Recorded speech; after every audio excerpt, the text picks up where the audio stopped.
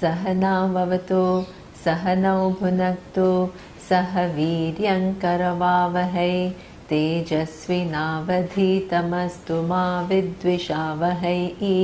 ॐ शान्ति शान्ति शान्तिः।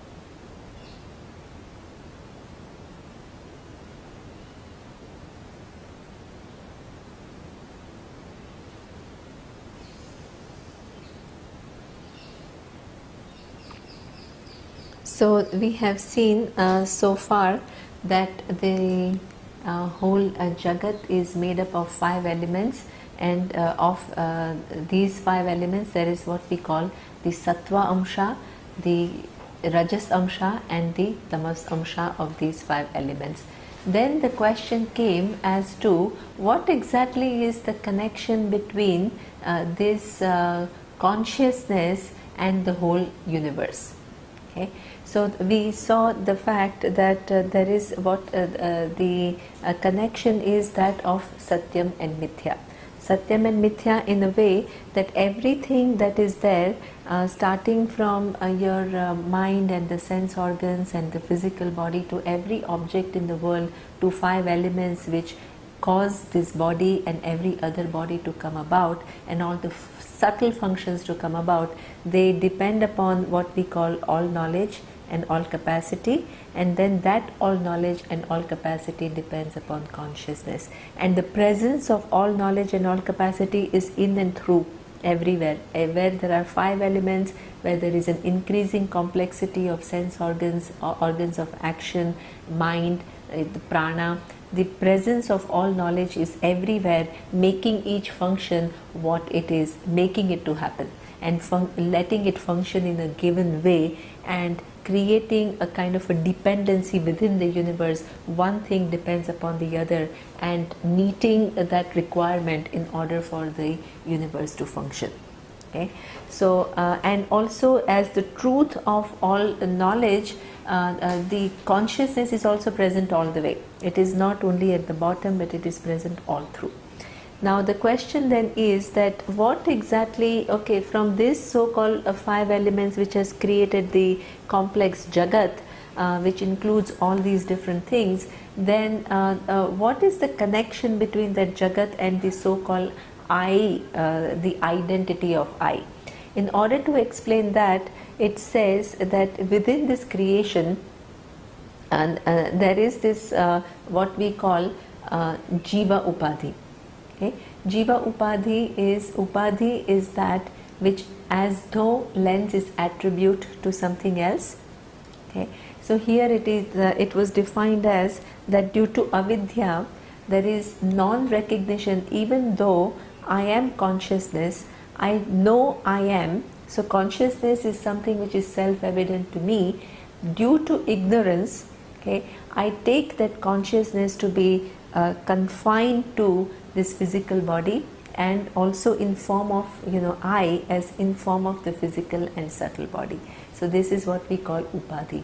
Upadhi which as though lends its attribute to something else, and Upahita is as though takes on the attribute of something else. So even though consciousness is totally unaffected by whatever happens, first it is unaffected by avidya, ignorance, and the product of ignorance, which is all your karmas which are in your account, and all the different bodies that you have to take in order to experience the unseen result. So consciousness is always totally unaffected by that, but it is upahita, it as though takes on the attribute of all this, and it appears as that. Okay, so I appears for everyone universally and naturally as one entity.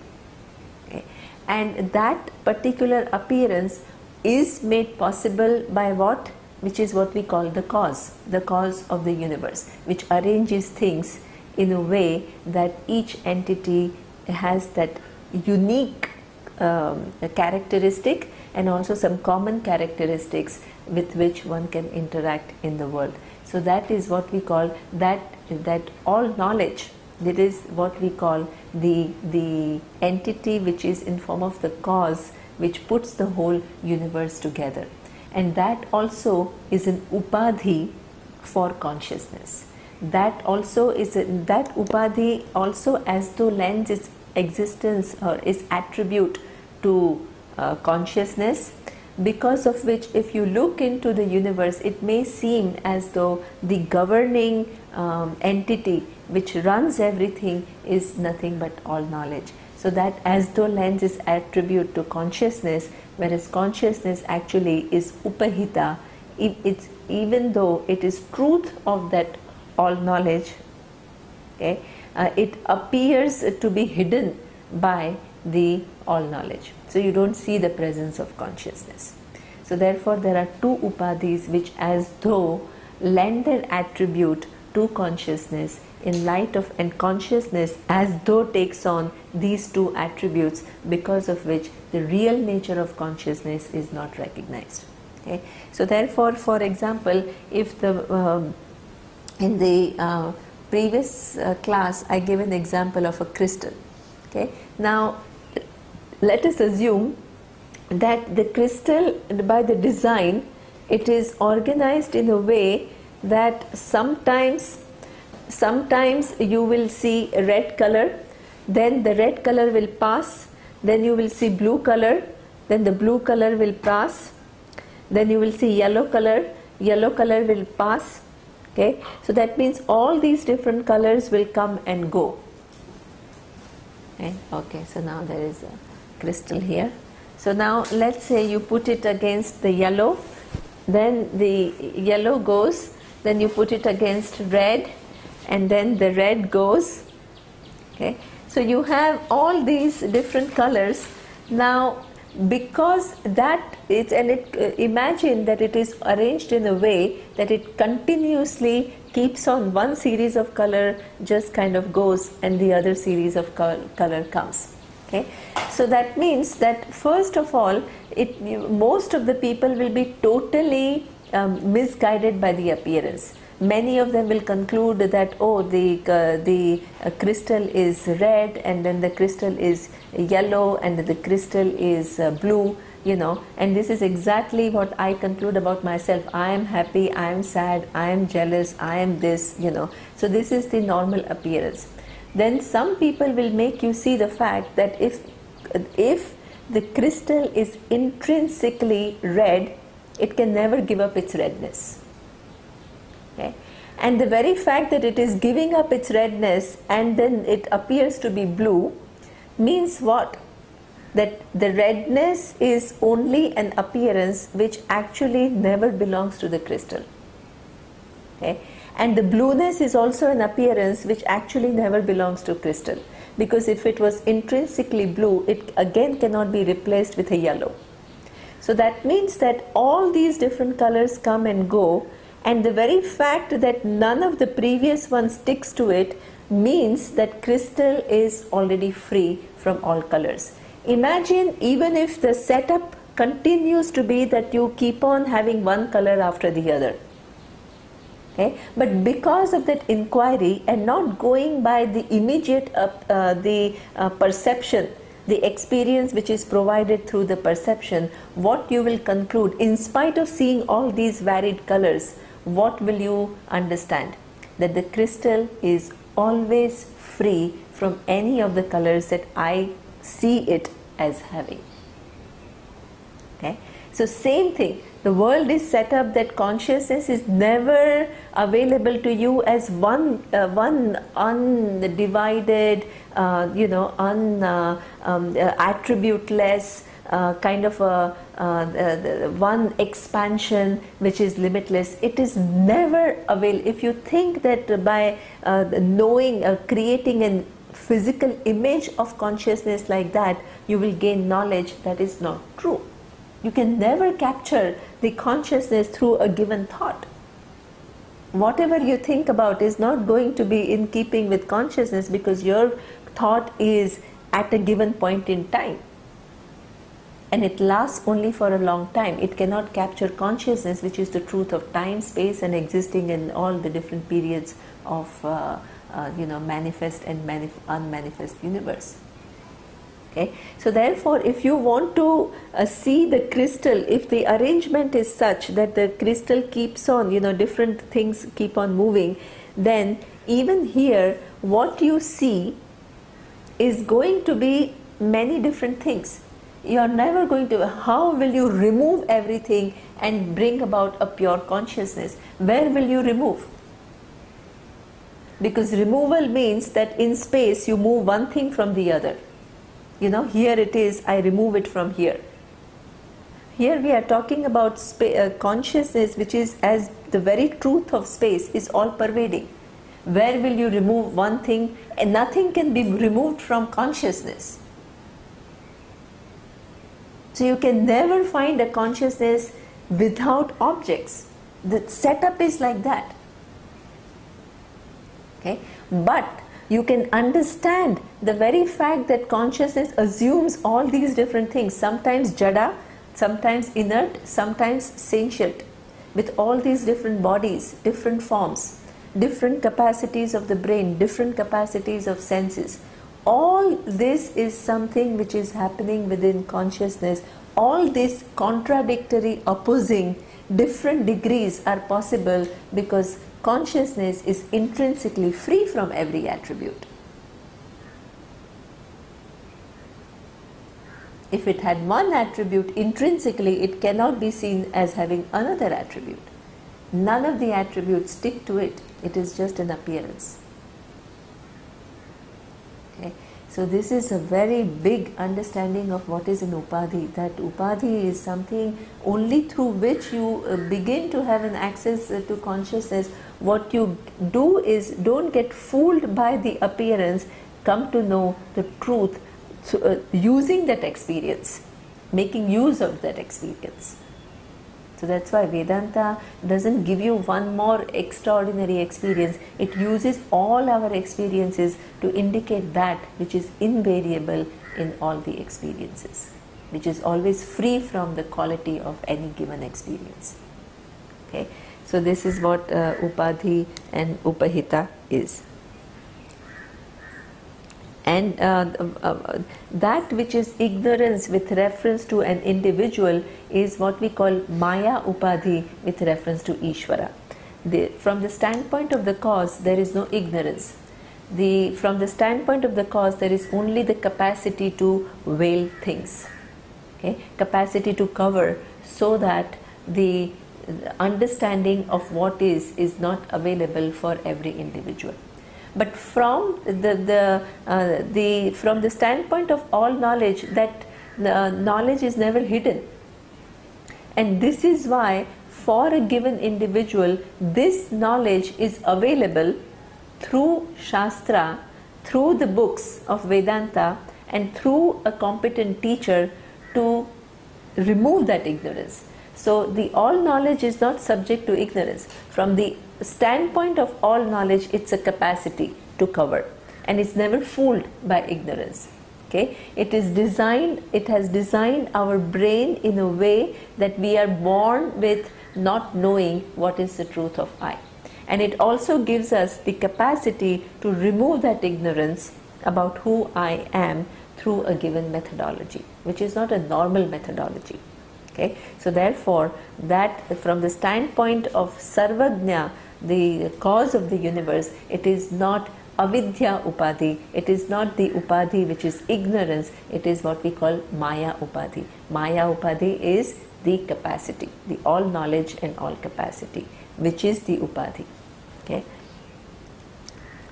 Now we will here he goes ahead and he says, Evam upadhi bhedat jiveshwara bheda drashtihi. We have seen already that until the time that you are fooled by the experience, there is no freedom from birth, death, and everything that goes along with it. Okay. So therefore he says, Tasmat karanat jiva ishvarayoho bheda buddhihi na svikarya.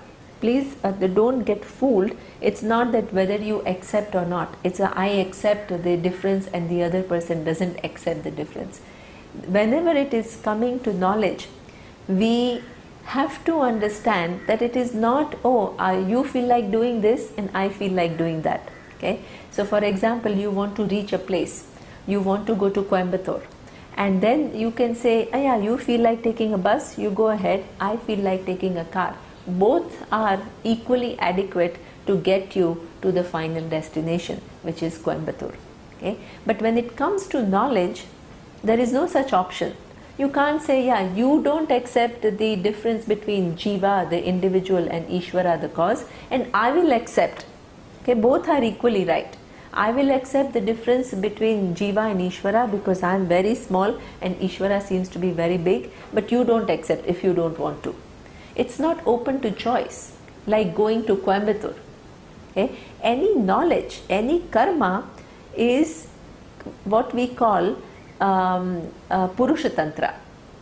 Any karma is dependent upon the person's will.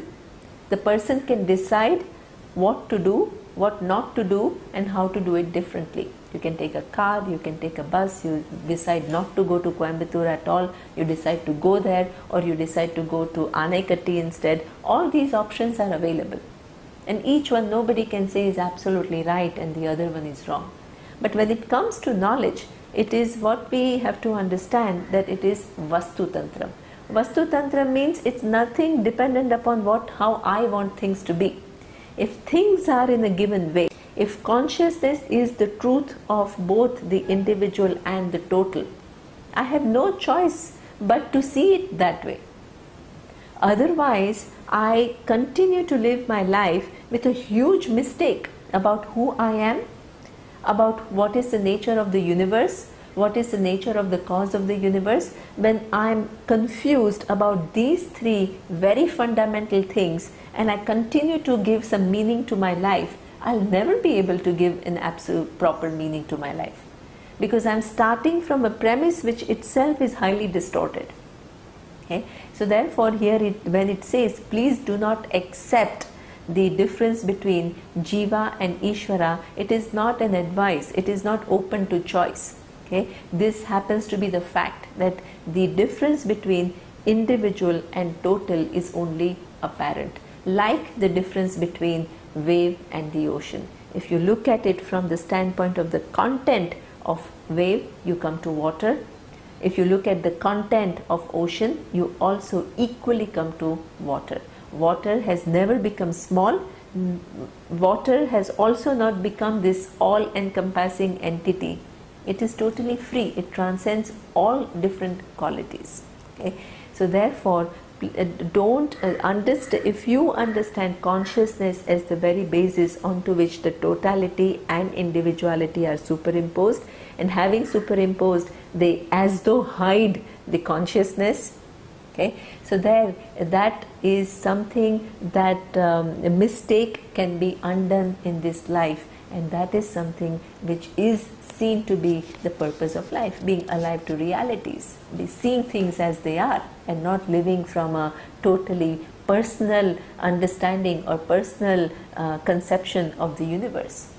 Okay, so this is where it says that do not take it as separate, because they are not separate. Okay. Nanu, then he is asking a question. For the first time the student is asking a question.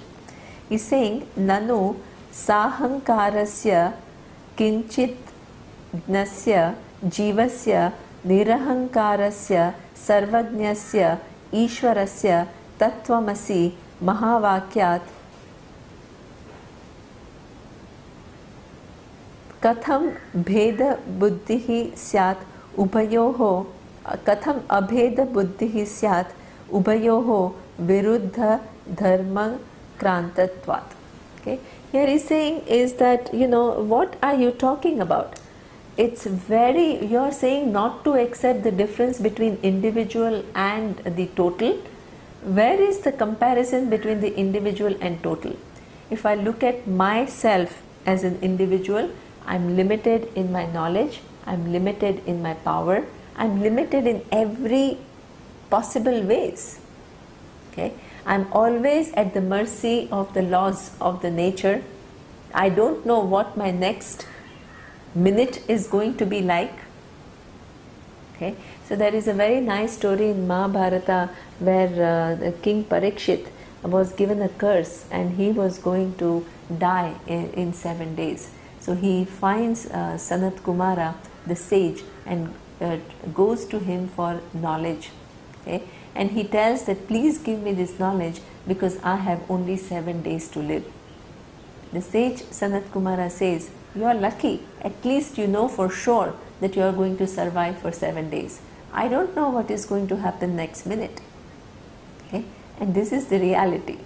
But then again he says, okay, but I will teach you, and then he teaches. So therefore he says that how come this individual who is so helpless in so many ways, so limited in one's capacity to manipulate situation to one's own likings, okay, how is this individual equated to Nirahankarasya Sarvagnya Ishvara? Okay, how is this individual equated to the knowledge, the cause of the universe, which is all knowledge, all capacity? I have a very finite existence, which is, maybe 80-90 years. With better technology we can prolong it even more, and maybe we can live up to 95 or whatever. But how much it is compared to the countless flow of time? It's totally insignificant. Okay, what is the physical universe and my place in it while I'm alive? I can't even come as a dot, as a very finite dot, if I look at the scale of the universe and me, the entity within that universe.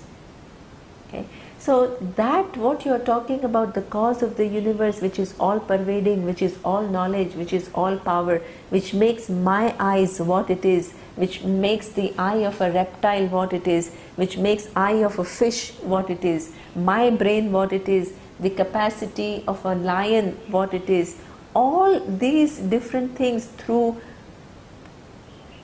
millennia, okay, and from which the time and space comes about. How can you equate me, the little individual, to that Sarvagnya Ishvara? Because the dharmas, the qualities are not only one is little and the other one is big, they are totally opposite.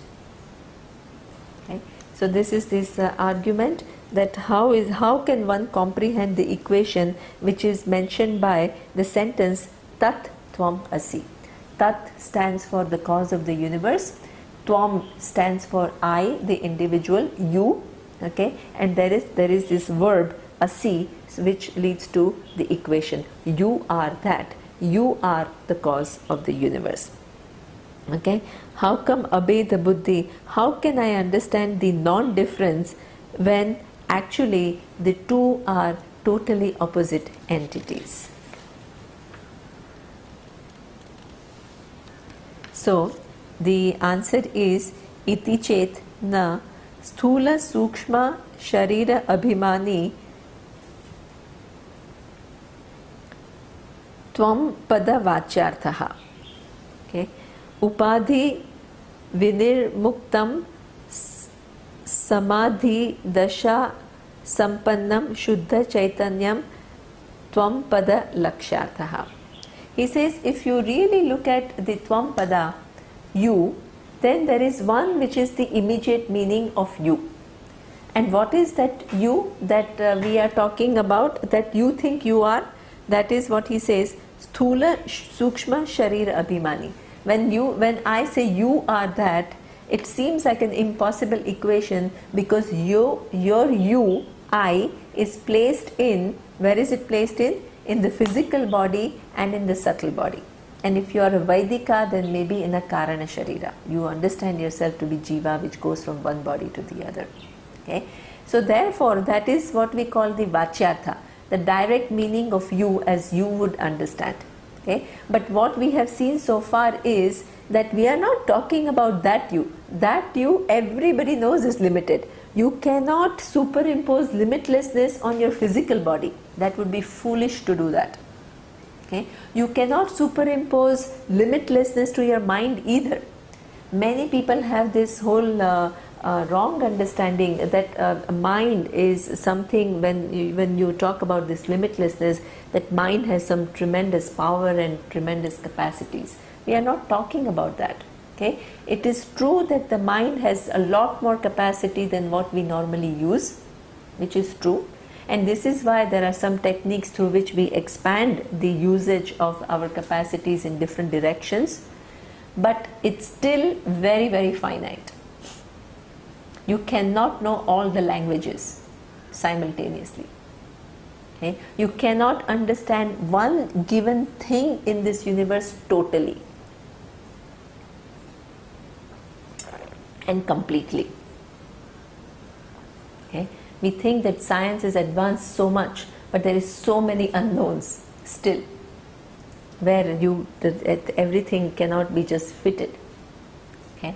So therefore, anybody who claims that this mind retains one's eye on this physical body and mind and equates it with Ishvara, the cause of the universe, is obviously making a huge mistake. Okay? But if you look at the Lakshyartha, which is what he is saying, Upadhi Vinirmuktam, the free from this Upadhi which gives an appearance to the consciousness, Samadhi Dasha Sampannam Shuddha Chaitanyam. But if you begin to discover, I am none of this, I am not the physical body, I am not the subtle body, I am not the causal body, I am not the three states of experience that I go through every day, namely waking, deep sleep and dream. Okay? And I am not any of neither the mind nor the buddhi nor the bhokta. I am none of that. I am that which is invariable in all, which is independent of them all, but all these things do not exist without whose presence I am that consciousness. So if you look at that Tvampada, the Lakshyartha, the intended meaning that Vedanta wants to convey.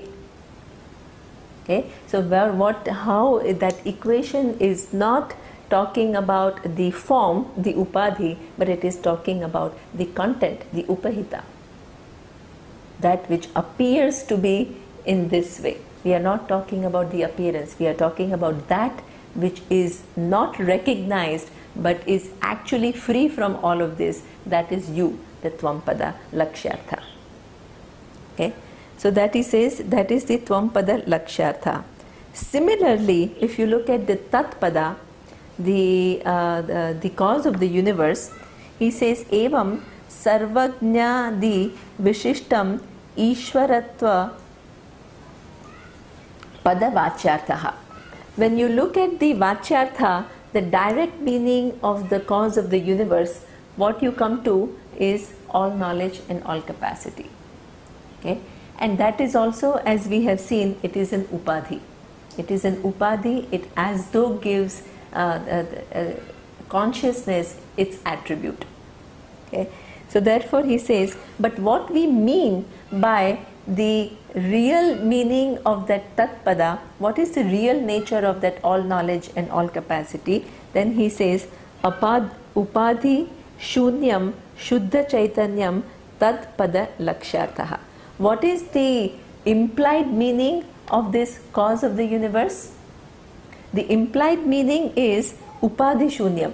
That Upadhi which is giving an appearance, that all knowledge and all capacity which gives an appearance, which as though makes consciousness appear as is all these laws and order that exist in the universe. Okay? But we are talking about that which is free from that Upadhi, that which is without which the all knowledge is not possible. but itself is free from being all knowledge, that is Shuddha Chaitanyam. Okay? That consciousness which is free from being all knowledge and all capacity, that is the Tatpada Lakshyartha. So you have Tvampada and Tatpada. In Vachyartha there is a huge difference. In Vachyartha, the direct meaning, you are little individual with little capacities. All knowledge is all knowledge with all capacities. There is obviously a difference. The direct meaning of the two words, there is no comparison. Okay? But in the intended meaning which is unfolded in the Shastra, which makes you see that what is really Tvam is consciousness, and what is real nature of that Tat, the cause of the universe, is also consciousness. Consciousness is at that level, there is equation. Okay? So that means that wave and ocean, obviously two very different entities. We are not talking about you superimpose oceanness in one little wave. No. There is an inherent difference. But if you look at the intended meaning of that wave, where you indicate the water as its truth, and you look into the ocean and you look at the bigness, but then you talk about the content, okay, you come to the water. At the level of water, there is a resolution. There is a total resolution. At that point, we cannot say that wave is part of the ocean. If the wave has understood that the truth of I is water and the truth of ocean is also water, it will not say I am part of the ocean. Okay? It will say all that is here is water. It appears in two different forms, ocean and wave, without taking any of the attributes of any of the two. That means there is a total identity. I am the truth on which the individuality and the totality exist. Because if I retain my individuality, I can say I am part of the big picture. But that's not what the teaching is. You are not part of this grand scheme of things. You are the truth of the grand scheme of things. Okay? So this is what he says, that Tattvamasi has its resolution. The point of resolution is in the truth, the absolute, which is consciousness.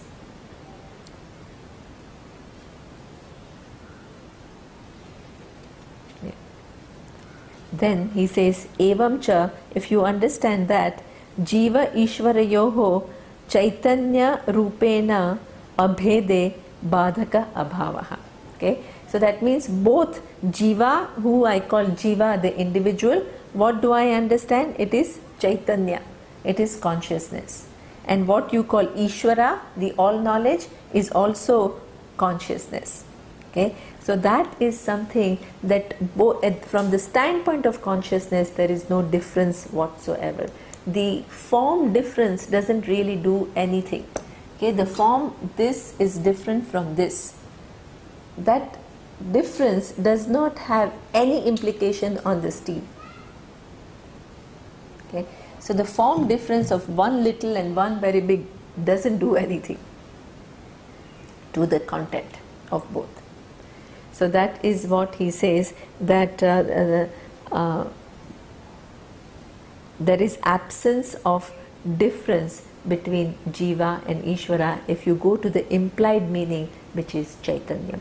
Chaitanyam is what we understood initially, Satyam, Jnanam, Anantam, Sat, Chit, Ananda.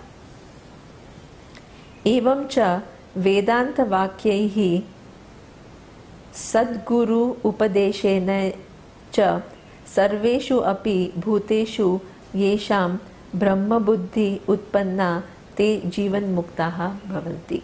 Okay? So this way, using, many people ask, can this truth just dawn upon us? Okay? There is a very popular idea that the truth is already there, okay? And ignorance of that truth is there, and somehow one day all of a sudden that ignorance will just disappear, okay? And I will become enlightened.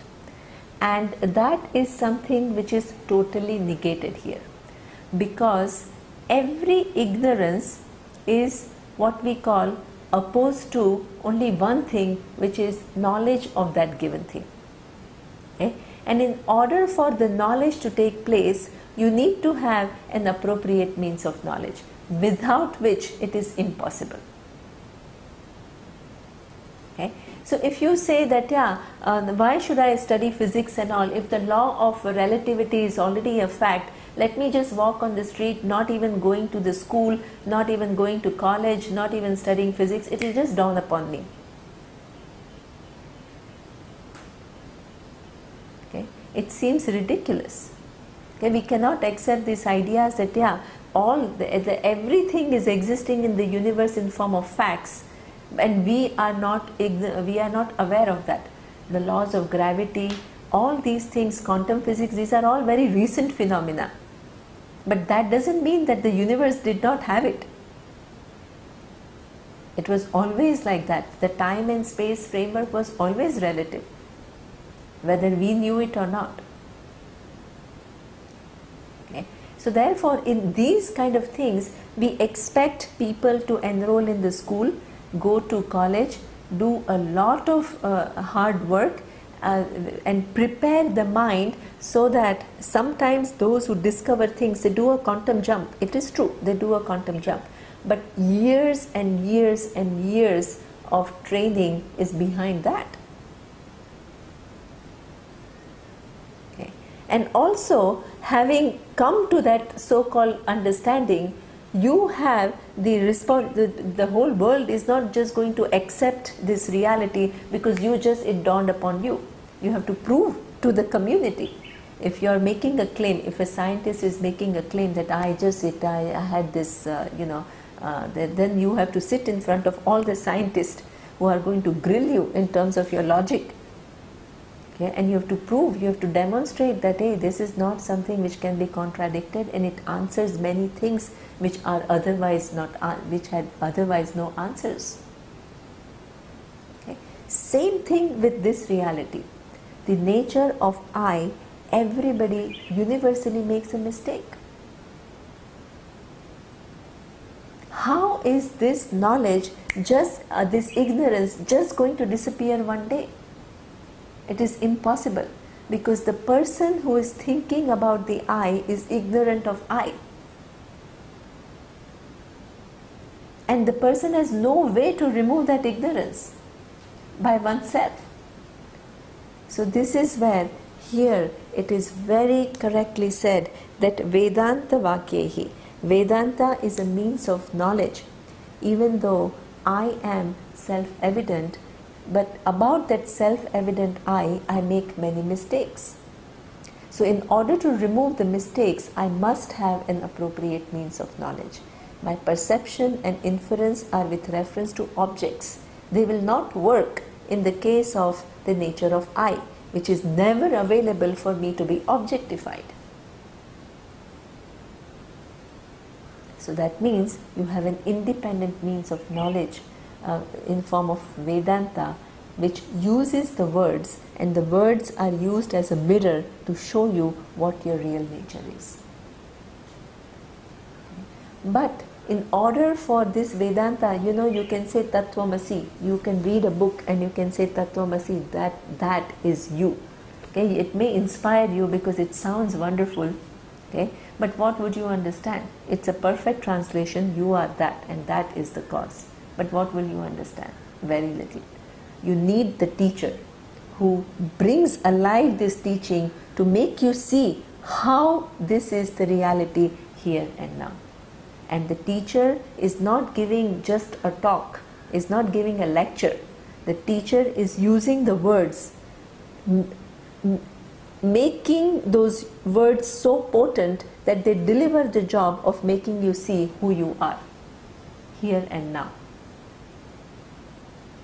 Okay? It is what we say drushta phalam. It's a seen result. It's a direct knowledge. Okay? Anything that you think about, let's say for example heaven, it is an indirect knowledge, because you never can verify whether there is a place called heaven or not. Who knows? There is a possibility, but who knows? Okay? But when the knowledge is about I, I is something which is immediately available, it cannot be an indirect knowledge like that of heaven, because heaven is away from me. I cannot know its existence for sure. But when the knowledge is about I, which is always present, it cannot be indirect knowledge. Indirect knowledge is of things which are away from me. Okay? So it gives direct, verifiable knowledge. And that is through the Guru and Vedanta, the person for whom Brahma Buddhi Utpanna Te Jivan Muktaha Bhavanti. The Brahma Buddhi, that means what is taught is captured by your mind exactly in keeping with what is intended by the Shastra and by the teacher. Okay? So as I had said, for to understand anything, okay, my mind has to capture what is told by, let's say, a professor, okay, or what the professor has understood to be that reality, that I have to capture exactly as it is intended or as it is. If I make a mistake in my understanding, the vritti that takes place in my mind is the understanding that takes place in my mind through my thought processes is not in keeping with what is, then that is what we call either a partial knowledge or erroneous knowledge,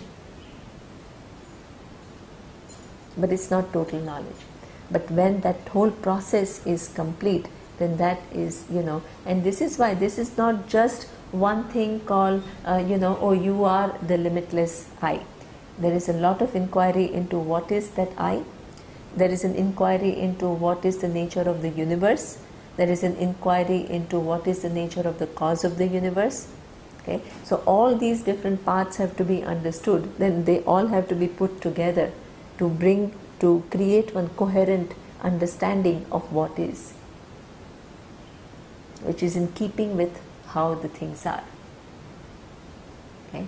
So that person for whom that buddhi has arose, which is giving the understanding in keeping with what is what we call jivan. This person becomes free here and now. Okay? The person becomes free because person understands Atma never to have been born, never dying, never undergoing any changes. If I place my I in the consciousness and being there at every point in time through manifest, when the creation is manifest, when the creation is not manifest, and through evolution the forms keep changing, the capacities keep changing, the consciousness is never affected, but without which none of these changes can take place. And none of them can exist in the first place to change. Okay? So this is what the person right now becomes free. Understands that I am not subject to afflictions, I am not subject to sorrow, I am not subject to fears, I am not subject to, even though the mind can have, it's true, mind is an instrument. It will continue to have, it will continue to react. You see a lion coming, or you are walking in the forest and you see a wild elephant, you will run. It's not that you will say, oh, I am the consciousness which is never touched by anything. That is completely crazy, right? Because at empirical level, there is an elephant, there is a body, there is you with a mind, and you have to run. Okay? But when you are running, the consciousness, nothing happens to the consciousness. That is knowledge. Okay. So this is what the person is totally free while living. Here I would spend a little bit of time explaining the process through which this knowledge takes place. We have to understand that even though you listen to Vedanta, it's a highly, it's a very sophisticated, refined inquiry into the nature of reality, and the subject matter of this study is about I, about which I have hundreds of notions and hundreds of complexes. So therefore, it's not like a one-time thing that you hear and then you get it totally. You have to give up a lot of notions and you have to prepare. We have seen adhikaritvam. You have to have a proper attitude, you have to have a proper understanding of your position in the scheme of things, you have to have a proper interaction with people. So that kind of an objectivity is very much required, because only that mind will be able to capture these kind of subtle ideas without distorting them. Because when I'm acting selfish, for example, there is a distortion. Yeah, I'm seeing myself as insecure. Now that person who's feeling insecure in day-to-day transaction, where one cannot even part with small things that one has, okay, how can that person understand I'm free from every limitation? It's impossible. You have to learn to be relatively big, relatively giving, relatively, you have to make that conscious effort, okay, where you can actually make yourself somebody who is eligible for this knowledge.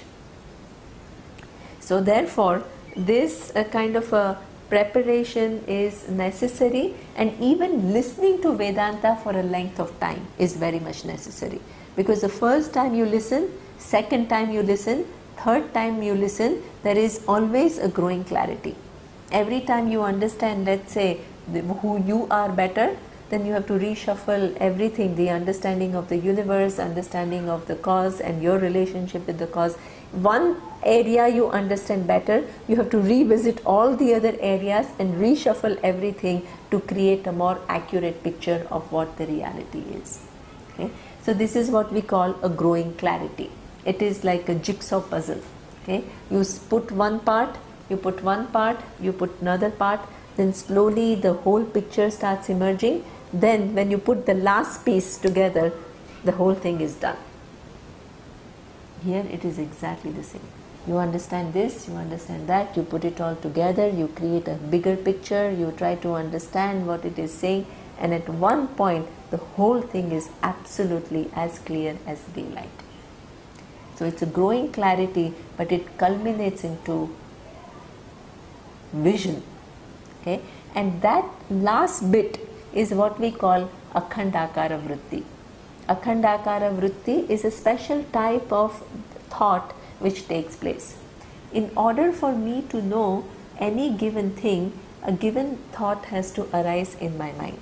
Okay? So as I had said, if I need to know the cup, the physical cup does not enter my mind. It is a thought form which assumes the form of a cup, which enters, and I recognize that. So that is two functions. One is the form, the vritti takes that form of a cup, and then the ignorance of cup goes away. So there is phala vyapti, ignorance goes away, and there is vritti vyapti, there is a thought form which it takes. Okay? In case of consciousness, as I had said, the consciousness, if I want to understand its real nature, it cannot be captured by a given form like a cup. Even though you imagine something which is very big, that very big is still very limited, because you can never capture cycles of creation and that invariable presence in one thought. You can never do that. Okay? So therefore there is no thought which is taking the form or a given form. Okay? But at the same time, because the I is self-evident and all the limiting factors are gone through the inquiry, what happens is the ignorance goes. So that means without taking a given confined form, the ignorance of I goes. So there is, the result is gained, which is removal of ignorance, but without capturing consciousness in a given form, like in the case of cup. Okay? So this is what we call Akhandakara Vritti. It's a different vritti from every other vritti, because every other vritti will objectify and then remove ignorance. Here, without objectification, there is removal of ignorance. Okay? So that is Now there is a further question asked. Everybody is interested that who is this person, because everybody is looking for freedom. So who is this person who has, while living, the person is free? Now the job is done, the search is over, the person has figured out the biggest mystery of one's being and discovered what? That I am the truth of the whole thing, has really emerged as a winner. Okay? And that person now continues to live Jivan while living. The person is free. All the false notions about who I am are gone, and all the suffering due to wrong identification is also gone, because the mistake is corrected once and forever. Okay, so who is this person? So that is described in the next line.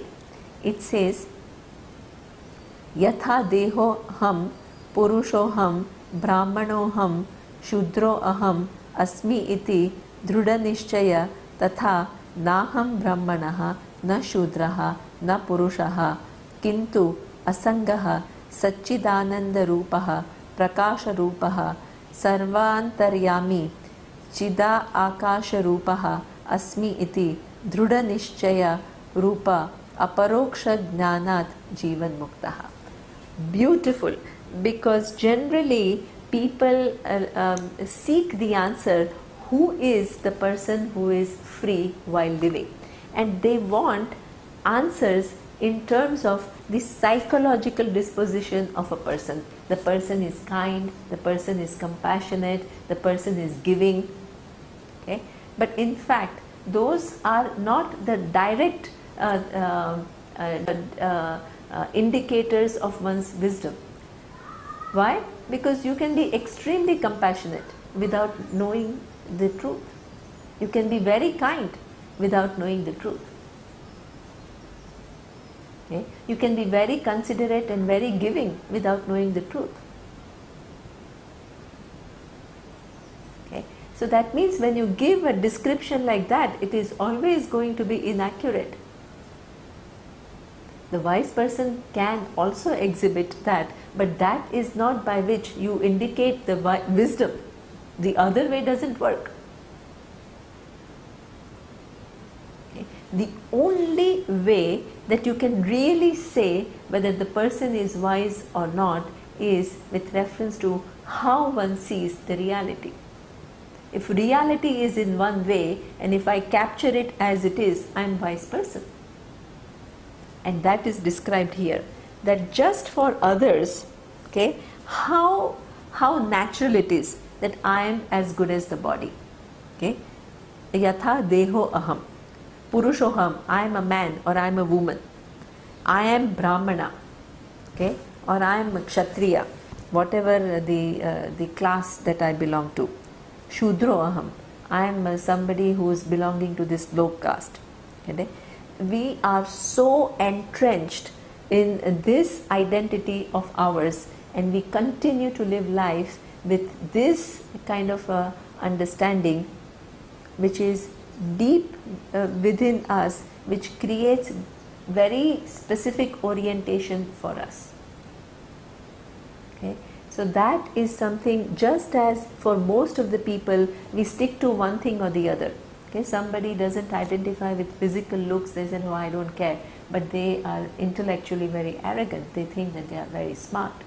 Okay? Or somebody who is very smart sometimes has a tendency to kind of downplay one's smartness. So you have all kinds of different people with different complexes, you know. They don't want to show that they are smart, even though they are extremely intelligent. So and then we begin to give some kind of a value judgment to that. We think either we overtake our modesty as a huge virtue and never actually open our mouth and, you know, talk about things that we know, or we are always in the mode of, you know, thinking that we know the best and we don't listen enough to others. So you have all kinds of things along with this kind of, you know, the sense of I is extremely well entrenched and the identity is very strong. Just as for people, that identity somewhere or the other, these are just few examples, somewhere or the other it is very strong. Okay, sometimes what happens is that people who are devotees, people who have certain awareness of Ishvara, which is a very good thing, that you begin to understand that there is a presence which is a much larger presence. But their relationship with this Ishvara is, oh, I am nobody and you are everything. So that they are so comfortable with that orientation of being helpless, that when that given image is broken by showing that you and Ishvara are basically the same reality, okay, they cannot handle it. They cannot handle it because it shakes their framework, their reference of operations so dramatically that they just have to retain their status quo to be so-called comfortable. Okay. So therefore, all these nishchayas that we have are not ordinary nishchayas. Okay. All these conclusions that we have are sometimes very difficult to go. They are not easy to go. It's not like you just drop, you see, okay, rope for a snake, and then, when somebody throws the light, then you understand this is not a snake and this is a rope. It's not as easy as that. Okay. So that means that these deeply entrenched notions from which we operate have to be looked into, and one has to free oneself from that. And what we has to see, just as for others, all these identifications are very natural. For a wise person, he says, that is, na aham brahmanaha. I am not a brahmana, I am not somebody who belongs to that class, na shudraha, okay, not the lowly class either, na purushaha, not a male or a female, okay, kintu asangaha, none of these, okay. But then who am I? I am asangaha, ever uninvolved, in and through everything, okay, without being touched by anything. Okay. So this is a good way to understand also the consciousness being present, free from every generally we identify so much with the way we feel, sorrows or anger or fears. So what we have to understand is that this particular phenomena of a given emotion, which we let's say call fear, okay, is actually coming together of many different neurons, okay, and they have all these electrical chemical connections. So there is all these physical activities going on, and which produces what we call an emotion called fear, which is very real for me. I can be so terrified with this fear. But if I look into, the neurons which come together and cause the fear, do they have the intrinsic quality of fear?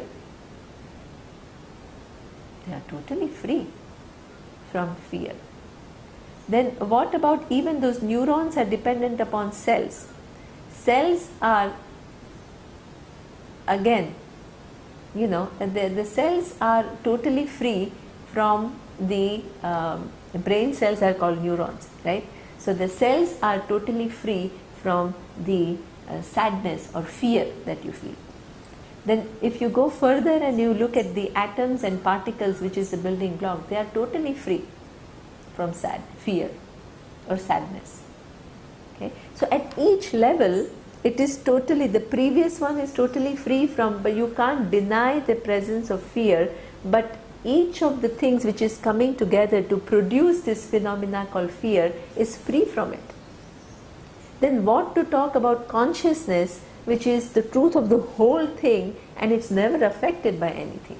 It's always already free from every affliction. Okay. So this is what he says, I am Sat, Chit and Ananda, an existence, consciousness which is limitless. I am Prakasha Rupaha, okay, unaffected. I am in the form of, again here Prakasha Rupaha doesn't mean that it is some kind of a light, okay, or it is some kind of a special bright light. We have this wise person with this, many times you have this halo, and then you imagine the god or something bigger entity in form of some bright light. Okay, so here it is not to be construed as some kind of a special light, but that which is the light of all lights, okay, which makes the sun what it is which makes the moon what it is, which makes all the stars in the universe what they are. Okay? I am the source of all lights. Okay? So that is what Prakasha Rupaha Sarvantaryami. And if anybody thinks that that consciousness, even though it is distinct from physical body, mind and sense complex, but it is confined to one entity, then in order to negate that, it says Sarvantaryami. It abides in everything. Everything which is sentient and insentient. It is one. There are no two consciousness. It's only one. One partless consciousness in which everything is, by which everything is sustained, unto which everything goes. Never broken or divided by anything. Okay? So that is what it's abiding in everything, that one consciousness. Chit Akasha Rupaha. Just to show the closest to conscious, the pervasiveness of consciousness in the empirical world is Akasha, the space. Okay? So space is all pervading. There is no place in the universe where space is not. The universe is defined as that something which exists in time and space. Okay? So it is all pervading, being the cause of the space itself. You know, as we have seen, mithya cannot exist without the satyam. Wherever there is mithya, the satyam is there as is adhisthana. Wherever there is cup, the steel is very much present as its basis. They are not at some other place. So it is the very content of the space. It is all pervasive. Okay.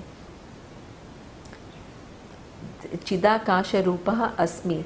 This understanding, he says, Dhrida Nishchayaha.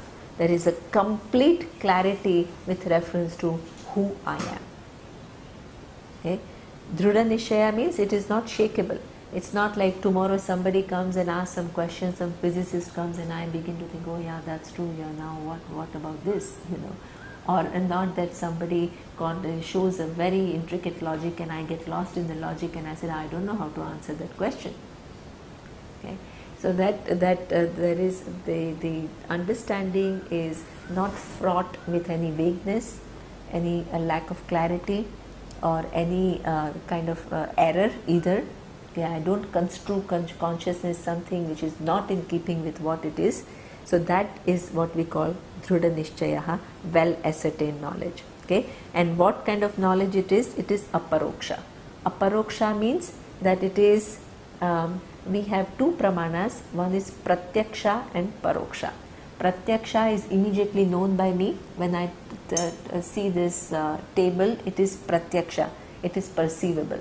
But if I tell you about a fruit called durian, which is not here present, it can give you what we call indirect knowledge.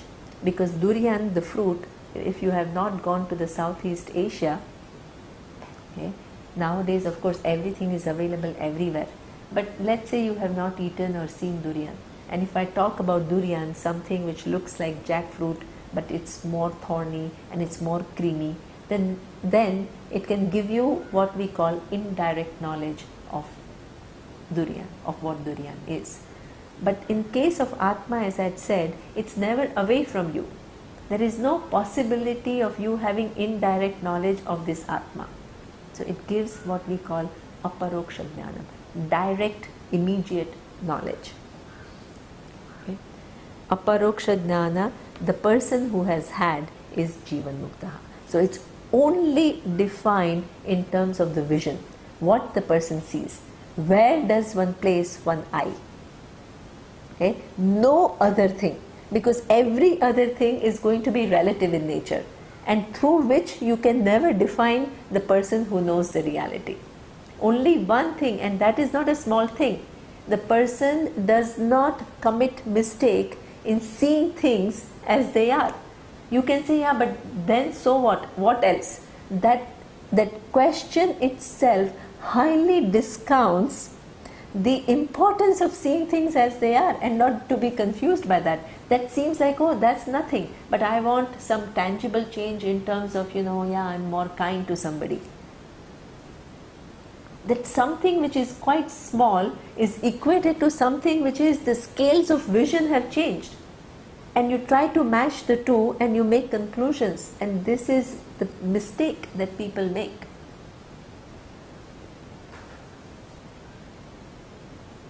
Okay.